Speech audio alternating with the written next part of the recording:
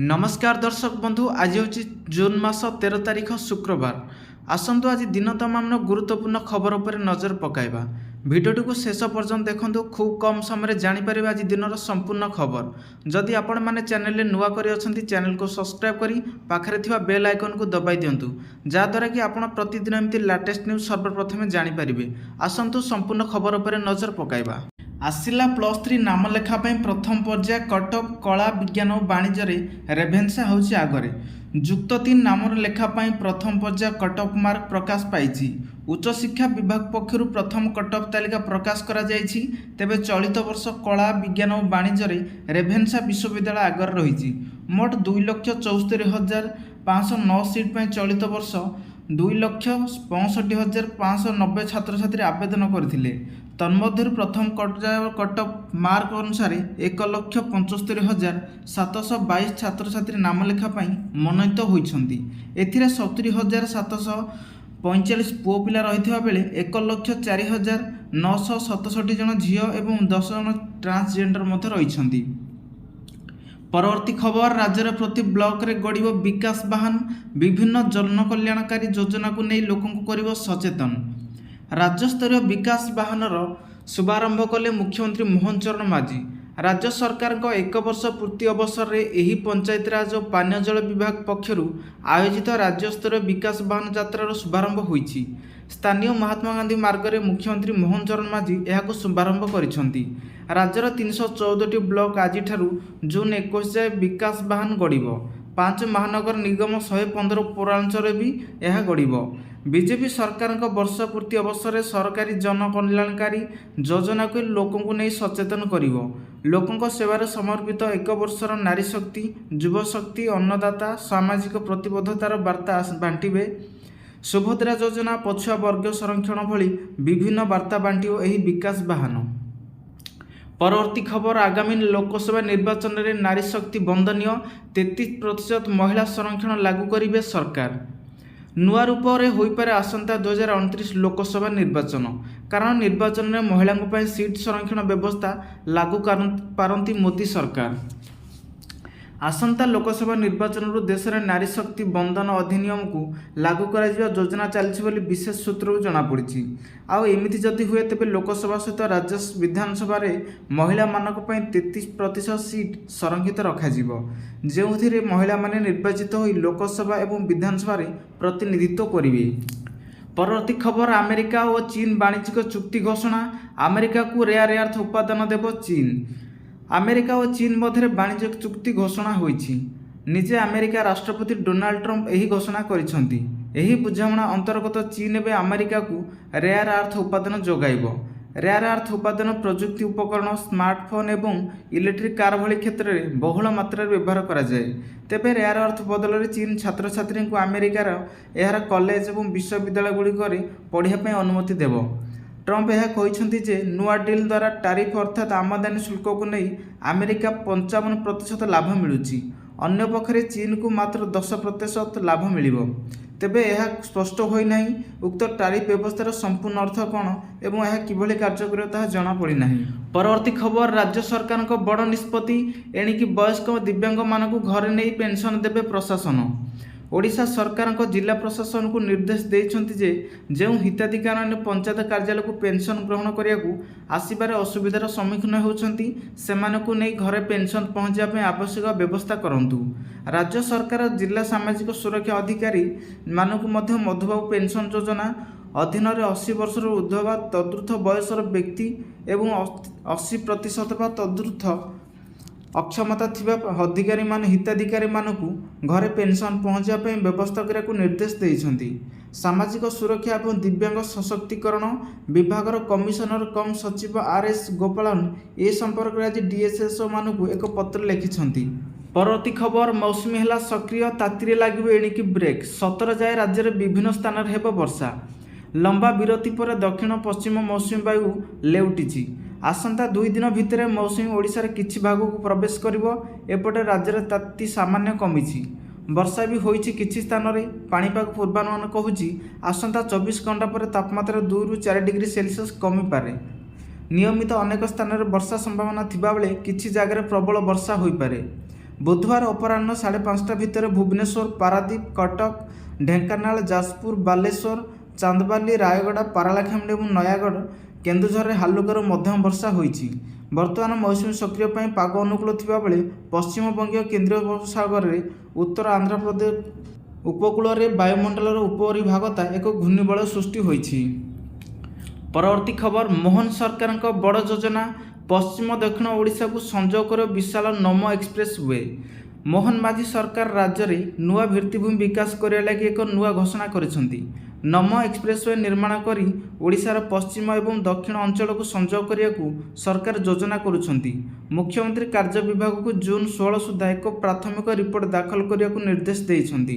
ସୂତ୍ରରୁ ଜଣାପଡ଼ିଛି ଯେ ଏହି ଏକ୍ସପ୍ରେସ୍ ୱେ ବ୍ରହ୍ମପୁରରୁ ସମ୍ବଲପୁର ପର୍ଯ୍ୟନ୍ତ ବିସ୍ତାରିତ ହେବ, ଯାହା ଏକ ପ୍ରମୁଖ ଆଞ୍ଚଳିକ କରିଡରରେ ସଂଯୋଗକୁ ଉନ୍ନତି କରିବ। ପରବର୍ତ୍ତୀ ଖବର, ଆନ୍ଦୋଳନକୁ ଓହ୍ଲାଇବେ ପ୍ରାଥମିକ ଶିକ୍ଷକ। ପ୍ରାଥମିକ ବିଦ୍ୟାଳୟରେ ଖାଲି ପଡ଼ିଥିବା ପଦବୀ ପୂରଣ ସହ ନୂତନ ଶିକ୍ଷକ ପଦବୀ ସୃଷ୍ଟି କରିବାକୁ ପ୍ରାଥମିକ ବିଦ୍ୟାଳୟ ଶିକ୍ଷକ ସଂଘ ଦାବି କରିଛି। ସଂଘ ପକ୍ଷରୁ କୁହାଯାଇଛି ଯେ ଓଡ଼ିଶାର ପ୍ରାଥମିକ ଶିକ୍ଷା ସମ୍ପୂର୍ଣ୍ଣ ଭୁଷୁଡ଼ି ପଡ଼ିଛି। କେଉଁ ବିଦ୍ୟାଳୟରେ ଶ୍ରେଣୀଗୃହ ନାହିଁ ତ କେଉଁଠି ଶିକ୍ଷକ ନାହାନ୍ତି। ବର୍ତ୍ତମାନ ସୁଦ୍ଧା 90,000ରୁ ଅଧିକ ଶିକ୍ଷକ ପଦବୀ ଖାଲି ପଡ଼ିଛି। ପ୍ରାଥମିକ ଶିକ୍ଷାର ଭିତ୍ତିଭୂମି ବିକାଶ ନ କରି ରାଜ୍ୟରେ ଜାତୀୟ ଶିକ୍ଷାନୀତି ଲାଗୁ କରାଯାଇଛି। ବିଦ୍ୟାଳୟରେ ନୂଆ ଶ୍ରେଣୀଗୃହ ଖୋଲିଥିଲେ ମଧ୍ୟ ଶିକ୍ଷକ ନିଯୁକ୍ତି ହେଉନି। 1 ବର୍ଷ ପୂର୍ତ୍ତି ଅବସରରେ ରାଜ୍ୟ ସରକାର ଯାହା ସଫଳତା ବଖାଣୁଛନ୍ତି ତାହା ପ୍ରାଥମିକ ଶିକ୍ଷା ନିମନ୍ତେ କିଛି କାର୍ଯ୍ୟକାରୀ କରିନାହାନ୍ତି। ନିର୍ବାଚନ ଇସ୍ତାହାରରେ ଶିକ୍ଷକଙ୍କ ପାଇଁ ସମାନ କାମକୁ ସମାନ ଦରମା ସମେତ ଅନ୍ୟାନ୍ୟ ଦାବି ପୂରଣ କରିବାକୁ ପ୍ରତିଶ୍ରୁତି ଦେଇଥିଲେ ମଧ୍ୟ ଏପର୍ଯ୍ୟନ୍ତ କାର୍ଯ୍ୟକାରୀ କରିନାହାନ୍ତି। ପରବର୍ତ୍ତୀ ଖବର, ଆଜିଠାରୁ ଆରମ୍ଭ ହେଲା ଭୁବନେଶ୍ୱରରୁ ଆବୁଧାବିକୁ ସିଧା ବିମାନ ସେବା। ଭୁବନେଶ୍ୱର ଏୟାରପୋର୍ଟରୁ ୟୁଏଇକୁ ଉଡ଼ାଣ ଭରିଲା ବିମାନ। ଇଣ୍ଡିଗୋ ଏୟାରଲାଇନ୍ସ ପକ୍ଷରୁ ଆବୁଧାବିକୁ ସିଧା ଉଡ଼ାଣ। ଏହି ବିମାନ ସେବାର ଶୁଭାରମ୍ଭ କଲେ ମୁଖ୍ୟମନ୍ତ୍ରୀ ମୋହନ ଚରଣ ମାଝୀ। ଏଣିକି ଆବୁଧାବିରୁ ଭୁବନେଶ୍ୱର ଯାତ୍ରା ଆହୁରି ସହଜ ହେବ। ଭୁବନେଶ୍ୱରରୁ ବିମାନ ବସି ସିଧାସଳଖ ଆବୁଧାବିରେ ପହଞ୍ଚି ପାରିବେ ଯାତ୍ରୀ। ଏନେଇ ରାଜ୍ୟ ସରକାର ଅର୍ଥାତ୍ ମୁଖ୍ୟମନ୍ତ୍ରୀ ମୋହନ ଚରଣ ମାଝୀ ଏହାର ଶୁଭାରମ୍ଭ କରିଛନ୍ତି। ଏହାଦ୍ୱାରା ଯୋଗାଯୋଗ ସହ ବ୍ୟବସାୟିକ ସମ୍ପର୍କ ମଧ୍ୟ ବୃଦ୍ଧି ପାଇବ ବୋଲି ସେ କହିଛନ୍ତି। ସକାଳ 9:35ରେ ଏହାକୁ ଫ୍ଲାପ୍ ଅଫ୍ କଲେ ମୁଖ୍ୟମନ୍ତ୍ରୀ ମୋହନ ମାଝୀ। ଏହା ଅପରାହ୍ନ 12:35ରେ ଆବୁଧାବି ପହଞ୍ଚିବ। ଆବୁଧାବିରୁ ରାତି 2:35ରେ ବାହାରି ସକାଳ 8:35ରେ ବିମାନ ଭୁବନେଶ୍ୱରରେ ପହଞ୍ଚିବ। ପରବର୍ତ୍ତୀ ଖବର, ଭାରତକୁ ଧୋକା ଦେଲା ଆମେରିକା, ପାକିସ୍ତାନକୁ ପ୍ରଶଂସା କଲା, ଅତିଥି ଭାବେ ୱସିମ୍ ମୁନିରଙ୍କୁ କଲା ନିମନ୍ତ୍ରଣ। ବିଶ୍ୱର ସବୁଠାରୁ କୁଖ୍ୟାତ ଆତଙ୍କବାଦୀ ଓସାମା ବିନ୍ ଲାଡେନଙ୍କୁ ଲୁଚାଇ ରଖିଥିବା ଦେଶ ପାକିସ୍ତାନକୁ ଆତଙ୍କବାଦୀ ବିରୋଧୀ ଲଢ଼େଇରେ ଅଦ୍ଭୁତ ସହଯୋଗ ଭାବେ ଆମେରିକା ଦେଖୁଛି। ଲସ୍କର-ଏ ତୈବା ଏବଂ ଜୈଶ ମହମ୍ମଦ ଭଳି ଆତଙ୍କବାଦୀ ସଂଗଠନ ମାଧ୍ୟମରେ ଭାରତରେ ପହଲଗାମ ହତ୍ୟାକାଣ୍ଡ ଘଟାଇଥିବା ପାକିସ୍ତାନକୁ ଆମେରିକା ଆତଙ୍କବାଦୀ ପୀଡ଼ିତ ଦେଶ ଭାବରେ ଦେଖୁଛି। କାରଣ ଆତଙ୍କବାଦୀ ମହମ୍ମଦ ସରିଫୁଲ୍ଲା ସମେତ 5 ଜଣ ISI ଆତଙ୍କବାଦୀଙ୍କୁ ଧରି ଆମେରିକାକୁ ପାକିସ୍ତାନ ପ୍ରତ୍ୟାର୍ପଣ କରିଛି। ଆମେରିକାର ଶୀର୍ଷ ସାମରିକ କମାଣ୍ଡର ଜେନେରାଲ ମାଇକେଲ କୁରିଲା ଏହା କହି ସ୍ୱୀକାର କରିଛନ୍ତି। କୁରିଲା ସ୍ପଷ୍ଟ ଭାବେ କହିଛନ୍ତି ଯେ ଭାରତ ଏବଂ ପାକିସ୍ତାନ ଉଭୟ ଆମେରିକା ପାଇଁ ଗୁରୁତ୍ୱପୂର୍ଣ୍ଣ। ଜଣଙ୍କର ମୂଲ୍ୟ ପାଇଁ ଅନ୍ୟ ଜଣକୁ ଛାଡ଼ିପାରିବେ ନାହିଁ। ପରବର୍ତ୍ତୀ ଖବର, ଅକ୍ଟୋବରରୁ ସେବି ଆଣିବ ନୂଆ UPI ପେମେଣ୍ଟ ସିଷ୍ଟମ। ବ୍ରୋକରଙ୍କୁ ମିଳିବ ସ୍ୱତନ୍ତ୍ର UPI ID। ବଜାରର ନିୟାମକ ସେବି ନିର୍ଦ୍ଦେଶକଙ୍କ ନିମନ୍ତେ ପେମେଣ୍ଟ ଏକ ନୂଆ ଏବଂ ସୁରକ୍ଷିତ ଉପାୟ ଆଣିବାକୁ ଯାଉଛି। ଏଥିରେ ସେବିରେ ପଞ୍ଜୀକୃତ ବ୍ରୋକରଙ୍କୁ ନିବେଶକଙ୍କ ଠାରୁ ପେମେଣ୍ଟ ନେବା ପାଇଁ ଏକ ସ୍ୱତନ୍ତ୍ର UPI ID ଜାରି କରାଯିବ। ନୂଆ ସିଷ୍ଟମ ସାହାଯ୍ୟରେ ନିବେଶକ ଭରସାଯୋଗ୍ୟ ସଂସ୍ଥାନକୁ ଚିହ୍ନଟ କରିବେ। UPI ପେମେଣ୍ଟ ସିଷ୍ଟମ 2025 ଅକ୍ଟୋବର 1ରୁ ହିଁ ଲାଗୁ ହେବ। ସେବି ପଞ୍ଜୀକୃତ ସଂସ୍ଥାଗୁଡ଼ିକ ଏକ ସ୍ୱତନ୍ତ୍ର UPI ID ମିଳିବ। ଫଳରେ ନିବେଶକ ଜାଣିପାରିବେ ଯେ ସେମାନଙ୍କ ପ୍ରକୃତ ତଥା ପଞ୍ଜୀକୃତ କମ୍ପାନୀକୁ ଟଙ୍କା ପଠାଉଛନ୍ତି। ଫଳରେ ଠକାମି କମିବ। ଏବେ UPI ମାଧ୍ୟମରେ ସେୟାର ବଜାରରେ ଦିନକରେ 2 ଲକ୍ଷ ଟଙ୍କା ପର୍ଯ୍ୟନ୍ତ ପେମେଣ୍ଟ ହୋଇପାରୁଛି। ବର୍ତ୍ତମାନ ସେବି ଏହାକୁ ବଢ଼ାଇ 5 ଲକ୍ଷ ଟଙ୍କା ପର୍ଯ୍ୟନ୍ତ କରିବାକୁ ଚାହୁଁଛି। ବଡ଼ ଖବର, ଅହମ୍ମଦାବାଦ ବିମାନ ବନ୍ଦରରେ ବଡ଼ ଧରଣର ପ୍ଲେନ୍ କ୍ରାସ୍। ଭିତରେ ଥିଲେ ଗୁଜରାଟର ପୂର୍ବତନ ମୁଖ୍ୟମନ୍ତ୍ରୀଙ୍କ ସହ 242 ଯାତ୍ରୀ। ଅହମ୍ମଦାବାଦ ବିମାନ ବନ୍ଦର ନିକଟରେ ଏୟାର ଇଣ୍ଡିଆର ଯାତ୍ରୀବାହୀ ବୋଇଂ ବିମାନ ଦୁର୍ଘଟଣାଗ୍ରସ୍ତ ହୋଇଛି। ଏହି AI-179 ବିମାନରେ 242 ଆରୋହୀ ଥିବା ସୂଚନା ରହିଛି। ବିମାନଟି ଅହମ୍ମଦାବାଦରୁ ଲଣ୍ଡନ ଯାଉଥିବା ସୂଚନା ରହିଛି। ଏଥିସହିତ ବିମାନଟି ଅହମ୍ମଦାବାଦର ଆକାଶକୁ ଉଡ଼ିବାର କିଛି ମିନିଟ୍ ମଧ୍ୟରେ ଦୁର୍ଘଟଣାର ସମ୍ମୁଖୀନ ହୋଇଥିଲା। ହଠାତ୍ ନିଆଁ ଓ ଧୂଆଁରୁ ବିମାନଟିରେ ଆକାଶରେ ନିଆଁ ଲାଗିଥିବା ଆଶଙ୍କା କରାଯାଉଛି। ବିମାନଟି ଦିନ 1:30ରେ ଦୁର୍ଘଟଣାଗ୍ରସ୍ତ ସମ୍ମୁଖୀନ ହୋଇଥିବା କୁହାଯାଉଛି। ବିମାନରେ 230 ଯାତ୍ରୀ ସମେତ 2 ଜଣ ପାଇଲଟ ଏବଂ 10 ଜଣ କର୍ମଚାରୀ ମଧ୍ୟ ଥିଲେ। ପରବର୍ତ୍ତୀ ଖବର ଏଣିକି ରାଜ୍ୟ ସରକାରଙ୍କ ସମସ୍ତ କର୍ମଚାରୀ ନିର୍ଦ୍ଧାରିତ ସମୟ ମଧ୍ୟରେ ସେମାନଙ୍କ କାର୍ଯ୍ୟାଳୟରେ ପହଞ୍ଚିବେ। ନିର୍ଦ୍ଦେଶନାମା ଜାରି କଲା ସାଧାରଣ ପ୍ରଶାସନ ବିଭାଗ। ରାଜ୍ୟ ସରକାରଙ୍କ ସମସ୍ତ କର୍ମଚାରୀ ନିର୍ଦ୍ଧାରିତ ସମୟରେ ସେମାନଙ୍କ କାର୍ଯ୍ୟାଳୟରେ ଏଣିକି ପହଞ୍ଚିବେ। ଏହା ସର୍ବୋଚ୍ଚ କର୍ମଚାରୀଙ୍କ ଠାରୁ ଆରମ୍ଭ କରି ସମସ୍ତ କର୍ମଚାରୀଙ୍କ ପାଇଁ ପ୍ରଯୁଜ୍ୟ। ଏଥିନିମନ୍ତେ ସାଧାରଣ ପ୍ରଶାସନ ବିଭାଗ ପକ୍ଷରୁ ରାଜ୍ୟର ସମସ୍ତ ସରକାରୀ କର୍ମଚାରୀ ପାଇଁ ସଠିକ୍ ସମୟରେ ଅଫିସ ଆସିବା ଯିବା ପାଇଁ ନିର୍ଦ୍ଦେଶନାମା ଜାରି କରାଯାଇଛି। ସବୁ ସରକାରୀ ଅଫିସରେ ଲାଗିବ ବାୟୋମେଟ୍ରିକ୍ସ। ପ୍ରତ୍ୟେକ କର୍ମଚାରୀ ତାଙ୍କର ଅଫିସ ଇନ୍ ଏବଂ office out biometric attendance recording ଡିଭାଇସରେ ରେକର୍ଡ କରିବେ। ଅଫିସ ଆଉଟ୍ ସମୟରେ ରେକର୍ଡ ନ କରିବା ଦିନ ଡ୍ୟୁଟିରୁ ଅନୁପସ୍ଥିତ ଭାବରେ ବିବେଚନା କରାଯିବ। ପରବର୍ତ୍ତୀ ଖବର ଅହମ୍ମଦାବାଦ ବିମାନ ଦୁର୍ଘଟଣା ଦୁଃଖ ପ୍ରକାଶ କଲେ ମୁଖ୍ୟମନ୍ତ୍ରୀ। ଗୁଜରାଟର ଅହମ୍ମଦାବାଦରେ ଗୁରୁବାର ଅପରାହ୍ନରେ ଏକ ବଡ଼ ଧରଣର ବିମାନ ଦୁର୍ଘଟଣା ଘଟିଛି। ଅହମ୍ମଦାବାଦ ଠାରୁ ଲଣ୍ଡନ ଅଭିମୁଖେ ଯାଉଥିବା ଏୟାର ଇଣ୍ଡିଆ ବିମାନ ଟେକ୍ଅଫ୍ ସମୟରେ ଦୁର୍ଘଟଣାଗ୍ରସ୍ତ ହେବାରୁ ବ୍ୟାପକ ଧନଜୀବନ ନଷ୍ଟ ହୋଇଛି। ଏହି ଅଭାବନୀୟ ଘଟଣାକୁ ନେଇ ଓଡ଼ିଶାର ମୁଖ୍ୟମନ୍ତ୍ରୀ ମୋହନ ଚରଣ ମାଝୀ ଦୁଃଖ ପ୍ରକାଶ କରିଛନ୍ତି। ପରବର୍ତ୍ତୀ ଖବର ମୃତଙ୍କ ପରିବାରକୁ 1 କୋଟି ଦେବ ଟାଟା ଗ୍ରୁପ। ଆହତଙ୍କ ପାଇଁ ମାଗଣା ଚିକିତ୍ସା ଓ ମେଡିକାଲ କୋଠା ପୁନଃନିର୍ମାଣ ପାଇଁ ପ୍ରତିଶ୍ରୁତି। ଗୁଜରାଟର ଅହମ୍ମଦାବାଦରେ ଗୁରୁବାର ଘଟିଥିବା ବଡ଼ ଧରଣର ବିମାନ ଦୁର୍ଘଟଣାରେ ବହୁ ଲୋକଙ୍କର ମୃତ୍ୟୁ ଘଟିଥିବା ଆଶଙ୍କା କରାଯାଉଛି। ଦୁର୍ଘଟଣା ଶିକାର ଏୟାର ଇଣ୍ଡିଆ ଏହି ବିମାନ ଯାତ୍ରୀ ଏବଂ କ୍ରୁ ସଦସ୍ୟଙ୍କୁ ମିଶାଇ 242 ଜଣ ଥିବାବେଳେ 200ରୁ ଅଧିକ ଲୋକଙ୍କର ମୃତ୍ୟୁ ଘଟିଥିବା ଆଶଙ୍କା ହେଉଛି। ତେବେ ଦୁର୍ଘଟଣାରେ ମୃତଙ୍କ ପରିବାରକୁ 1 କୋଟି ଲେଖାଏଁ କ୍ଷତିପୂରଣ ଦେବା ପାଇଁ ଟାଟା ଗ୍ରୁପ ପକ୍ଷରୁ ଘୋଷଣା କରାଯାଇଛି। ଏୟାର ଇଣ୍ଡିଆ ମାଲିକାନା ଟାଟା ଗ୍ରୁପ ହାତରେ ଥିବାରୁ କମ୍ପାନୀ ପକ୍ଷରୁ ଏହି ଘୋଷଣା କରାଯାଇଛି। ଆହତମାନଙ୍କ ଚିକିତ୍ସା ଖର୍ଚ୍ଚ ଟାଟା ବହନ କରିବ। ସେହିପରି ଦୁର୍ଘଟଣା ସ୍ଥଳରେ କ୍ଷତିଗ୍ରସ୍ତ ହୋଇଥିବା କୋଠାର ପୁନଃନିର୍ମାଣ କରାଯିବା ନେଇ ମଧ୍ୟ କମ୍ପାନୀ ପକ୍ଷରୁ ଘୋଷଣା କରାଯାଇଛି। ଏଥର ରଜ ହେବ ନିଆରା। ଉତ୍କୃଷ୍ଟ କିଶୋରୀ ସୁଭଦ୍ରା ଦିବସ ନାଁରେ ପାଳିତ ହେବ ରଜ। ପାଳନ କରିବେ ରାଜ୍ୟ ସରକାର। ଚଳିତ ବର୍ଷ ରଜରେ ହେବ କିଛି ନିଆରା, କାହିଁକିନା ଏବର୍ଷ ଝିଅମାନଙ୍କ ସହିତ ରଜ ପାଳିବେ ରାଜ୍ୟ ସରକାର।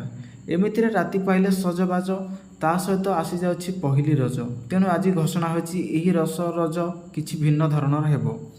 ରଜ ପାଳିବେ ରାଜ୍ୟ ସରକାର, ଏନେଇ ବିଧିବଦ୍ଧ ନିଷ୍ପତ୍ତି ନିଆଯାଇଛି। ଉତ୍କୃଷ୍ଟ କିଶୋରୀ ସୁଭଦ୍ରା ଦିବସ ନାଁରେ ପାଳିତ ହେବ ଚଳିତ ବର୍ଷ ରଜ। ଏନେଇ ସବୁ ଜିଲ୍ଲାର ସମାଜ ମଙ୍ଗଳ ଅଧିକାରୀଙ୍କୁ ଚିଠି ଲେଖାଯାଇଛି।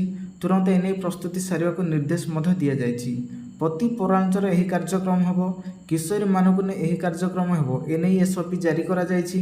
ପ୍ରତି ଉତ୍ସବ ଲାଗି 33,000 ଟଙ୍କା ଲେଖାଏଁ ଅନୁଦାନ ମଧ୍ୟ କରାଯାଇଛି। ପରବର୍ତ୍ତୀ ଖବର ସ୍ନାନ ପରେ ଜ୍ୱରରେ କମ୍ପୁଛନ୍ତି ମହାପ୍ରଭୁ। ଅନବସର ଘରେ ନିଜେ କରିଛନ୍ତି ଚତୁର୍ଦ୍ଧାମୂରତି। ସ୍ନାନ ପରେ ଜ୍ୱରରେ କମ୍ପୁଛନ୍ତି ମହାପ୍ରଭୁ ଜଗନ୍ନାଥ। ଗତକାଲି ବିଳମ୍ବିତ ରାତିରେ ଅନବସର ଘରେ ବିଜେ କରିଛନ୍ତି ଚତୁର୍ଦ୍ଧାମୂର୍ତ୍ତି। ଜ୍ୱର ପୀଡ଼ିତର ଉପଶମ ପାଇଁ ପଥି ପାଚନ ଔଷଧ ଦେଇ ସେବାରେ ଲାଗିଛନ୍ତି ଦଇତାପତି ଏବଂ ସେବକ। ଆଜିଠାରୁ ଶ୍ରୀମନ୍ଦିରରେ ବିଗ୍ରହଙ୍କ ସ୍ଥାନରେ ପୂଜା ପାଉଛନ୍ତି ପଟିଦିଅଁ। ଗତକାଲି ପଟିଦିଅଁଙ୍କୁ ଚିତ୍ରକର ସେବକ ପ୍ରସ୍ତୁତି ସାରି ପୂଜା ପାଇଁ ପ୍ରସ୍ତୁତି କରି ବିଜେ କରାଇଛନ୍ତି ଶ୍ରୀମନ୍ଦିରରେ। ମହାପ୍ରଭୁ ଶ୍ରୀ ଜଗନ୍ନାଥଙ୍କ ସ୍ଥାନରେ ଶ୍ରୀ ନାରାୟଣ, ଦେବୀ ସୁଭଦ୍ରାଙ୍କ ସ୍ଥାନରେ ମା ଭୁବନେଶ୍ୱରୀ ଏବଂ ପ୍ରଭୁ ବଳଭଦ୍ରଙ୍କର ସ୍ଥାନରେ ଅନନ୍ତ ବାସୁଦେବ ପଟିଦିଅଁ ପୂଜା ପାଉଛନ୍ତି। ପରବର୍ତ୍ତୀ ଖବର ଅହମ୍ମଦାବାଦ ବିମାନ ଦୁର୍ଘଟଣା ଦୁଃଖ ପ୍ରକାଶ କଲେ ରାଷ୍ଟ୍ରପତି ଏବଂ ପ୍ରଧାନମନ୍ତ୍ରୀ। 2 ଜଣ ପାଇଲଟ ଏବଂ 10 ଜଣ କ୍ୟାବିନ କ୍ରୁ ସଦସ୍ୟଙ୍କ ସମେତ 242 ଜଣଙ୍କୁ ନେଇ ଲଣ୍ଡନ ଯାଉଥିବା ଏୟାର ଇଣ୍ଡିଆ ଯାତ୍ରୀବାହୀ ବିମାନ ଗୁଜରାଟର ଅହମ୍ମଦାବାଦ ବିମାନ ବନ୍ଦର ନିକଟରେ ମେଘାନୀ ନଗର ଅଞ୍ଚଳରେ ଦୁର୍ଘଟଣାଗ୍ରସ୍ତ ହୋଇଛି।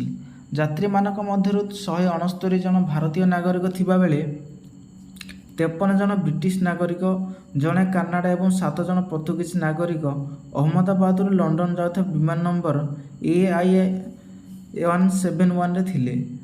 ଆହତମାନଙ୍କୁ ନିକଟସ୍ଥ ଚିକିତ୍ସା ପାଇଁ ଡାକ୍ତରଖାନାକୁ ନିଆଯାଇଛି। ତା ସହିତ ଏହି ଘଟଣାରେ ଦ୍ରୌପଦୀ ମୁର୍ମୁ ଏବଂ ପ୍ରଧାନମନ୍ତ୍ରୀ ନରେନ୍ଦ୍ର ମୋଦି ଗଭୀର ଦୁଃଖ ପ୍ରକାଶ କରିଛନ୍ତି।